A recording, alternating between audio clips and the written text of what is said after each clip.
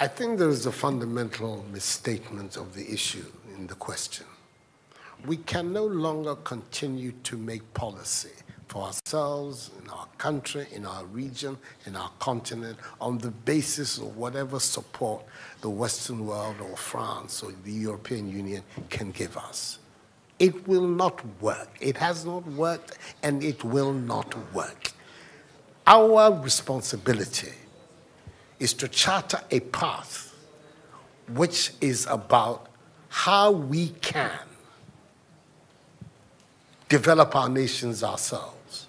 It is not right for a country like Ghana, 60 years after independence, to still have its health and education budgets being financed on the basis of the generosity and charity of European taxpayers.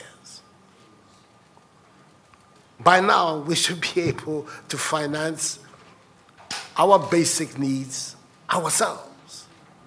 And if we are going to look at the next 60 years as a period of transition, a period whereby we can stand on our own feet, our perspective has not to be what the French taxpayer decides to do with whatever surpluses that they have in France. They're welcome. They're appreciated. Whatever interventions that the French taxpayer through their governments make to us are appreciated. We're not going to lick a gift horse in the mouth. But this continent, with all that has happened, is still today the repository of at least 30% of the most important minerals of the world.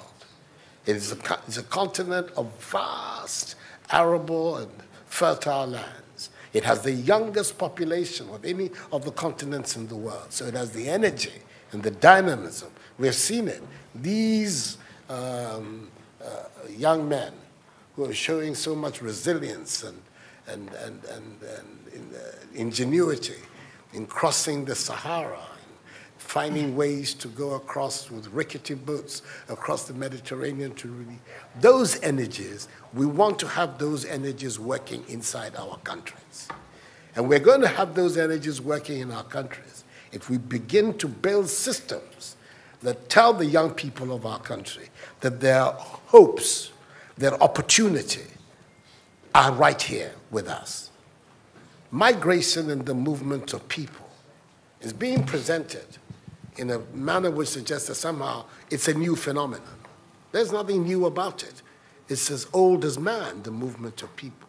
And it has always been linked to the same thing: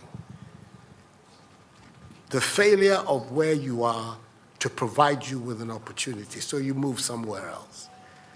Those of you who are familiar with 19th century European history would know that the biggest wave of immigration in 19th century Europe, the latter part of it, came from Ireland and from Italy. Waves upon waves, generations of Italians and the Irish people left their countries to seek the American paradise, largely because Ireland was not working, Italy was not working. Today, you don't hear it. Italian young people are in Italy. Irish young people are in Ireland. We want young Africans to stay in Africa. And how are they?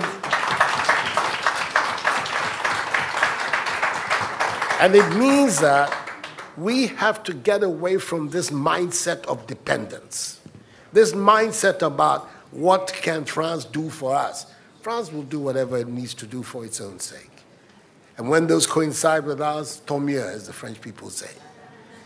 But our main responsibility as leaders, as citizens, is what we need to do to grow our own countries. What are the institutions that work, that will allow us to have good governance, to have accountable governance, to make sure that the monies that are placed at the disposal of leaders are used for the interests of the state and not for those of the leaders, to have systems that allow for accountability, that allow for diversity, that allow for people to be able to express themselves and contribute to fashioning the public will and the public interest.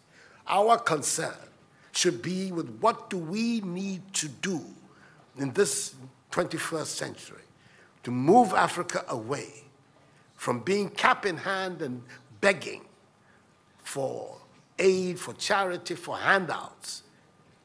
The African continent, when you look at its resources, should be giving monies to other places. We have huge wealth on this continent, in our own country of Ghana. And we need to have a mindset that says, we can do it. Others have done it. We can also do it. And once we have that mindset, we will see it as a liberating factor for ourselves. We keep talking about how it was that Koreans, Malaysians, Singaporeans, who got their independence at the same time as us. We're told of that at the time of Ghanaian independence, per capita Ghanaian income was higher than that of Korea. Today, Korea is part of the first world. So is Malaysia. So is Singapore. What happened? Why did they make that transition? And 60 years after independence, we are where we are. Those are the matters that should concern all of us as Africans, as Ghanaians. And not, when I say so with the greatest of respect to the French president, I think that the cooperation of France is something that I am, as you know, a strong friend of France. I am Francophile. So I don't have any difficulty with that. But I'm talking about our own propulsion, what we need to do to get our countries to work so that we can create the conditions that would allow our young people to forego this hazardous effort to get to Europe. They're not going there because they want to. They're going there because they don't believe they have any opportunities in our countries. So that should be our focus.